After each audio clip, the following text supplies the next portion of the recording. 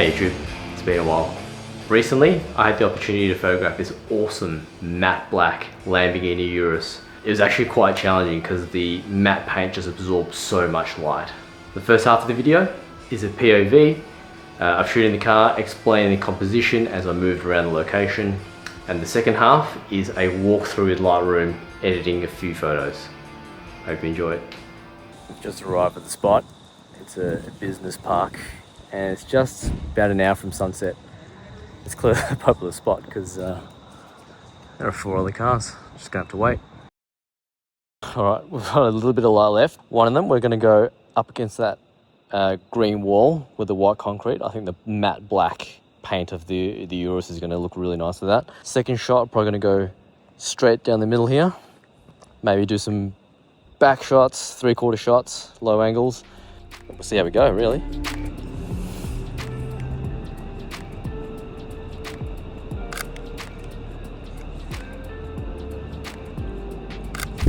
Rightio, this is the hero shot. We've just got a 3/4 stance on the car. I'm gonna try and get some of that background here. I love the way the light just kind of bounces off that matte black paint on the bonnet. It looks so nice.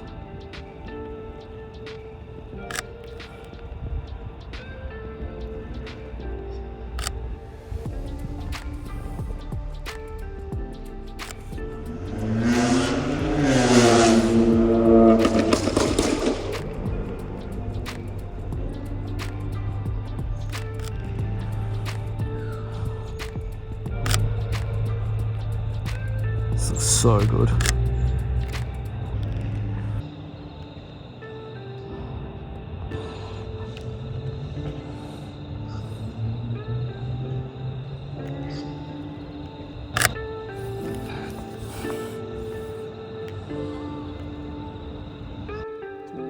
Yep, go. Where are you going?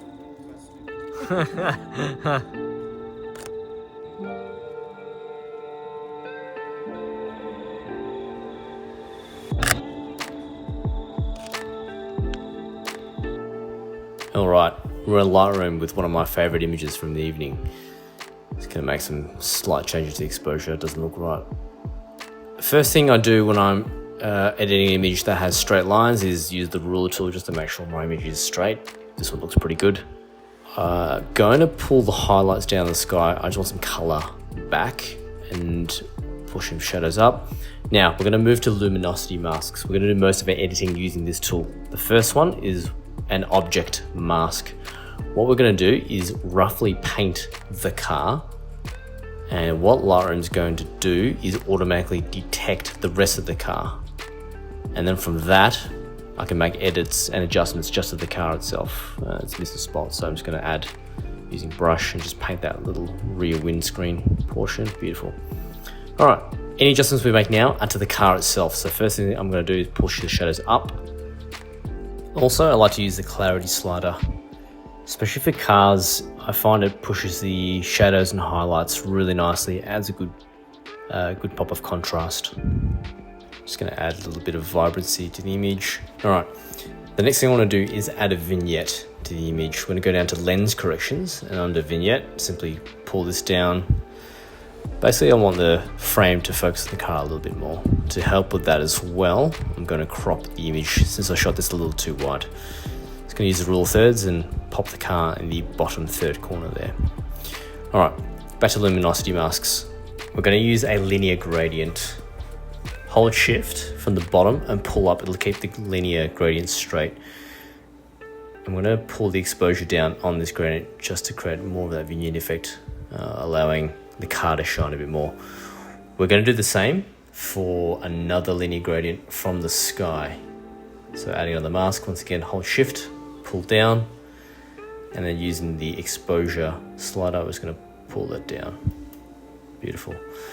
Now, I think I shot this image at like 800 ISO, so there's quite a bit of noise. One of the best things about Lightroom is the AI denoise tool.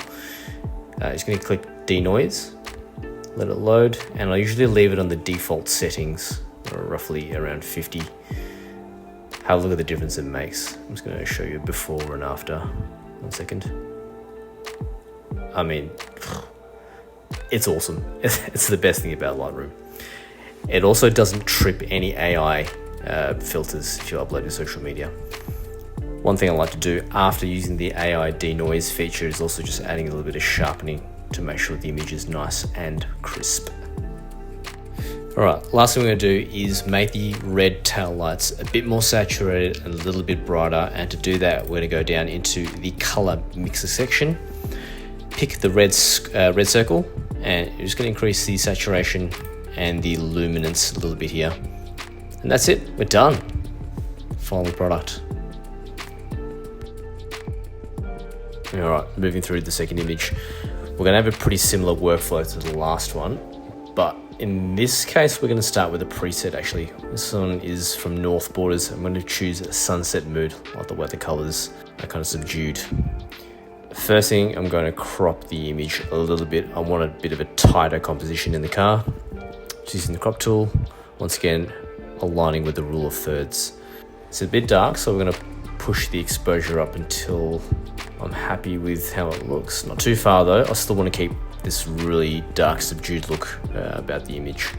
Okay, just like the last one, luminosity masks. The first mask we're going to use is a linear gradient. I'm going to pull this over the ivy or the green wall, and we're going to try to simulate like a light source coming from the right, I suppose. So upping the brightness, upping the shadows, and just kind of making sure it looks natural. The color's a little bit off, so I'm going to change the color temperature just to match the ambient light of the car a little bit more. Kind of happy with that. All right, another linear gradient, same as before. I want to frame the car a bit more. I'm going to pull the exposure down using a straight gradient. Just make little adjustments as we see fit. Next up, same as last time, new mask. We're going to use the object mask, and once again we're going to paint the vehicle, and Lightroom is going to detect the rest of it for us so we can make adjustments to the car itself. Just going to roughly paint that through, fill the inside. Close enough. Hey, it's done a pretty good job this time. Same changes as before. Shadows, bring out the darkness, darker parts of the car. And then my favorite, the clarity slider. Oof, looks so good.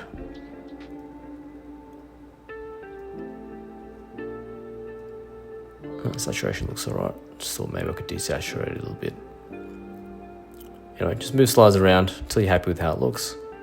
And the last thing I want to do is, like the last shot, bring out the red in the tail lights a little bit more. I'm going to go to color mixer again, choose the red color, increase saturation, muck around the luminance a little bit. I feel like the tail light's a little bit too bright, so I'm actually going to try something new. I'm going to paint another mask in, but we're going to use the brush tool. So we're going to just brush in the brightest parts of those rear lights, and then we're going to pull the highlights down. That was great. Really happy with that. And we're done. Look how much of a difference you can make with just a few masks and a few adjustments in Lightroom. Anyway, I hope you enjoyed that, and I'll see you next time.